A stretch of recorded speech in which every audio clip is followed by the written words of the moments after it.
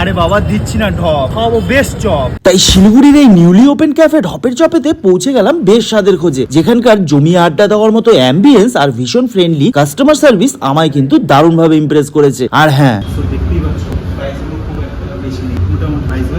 আর এখানে বেস্ট ব্যাপারটা হলো হাইজিন, যেটা চপ জাতীয় ফুড ডেস্টিনেশনের ক্ষেত্রে কিন্তু খুব রেয়ার। আর এই খাবার হাতে পাওয়ার পর লোভ সামলানো কিন্তু হেভি টাফ। সবচেয়ে বেস্ট ব্যাপার যেটা আমি দেখলাম, অয়েলি ব্যাপারটা কিন্তু একদম নেই।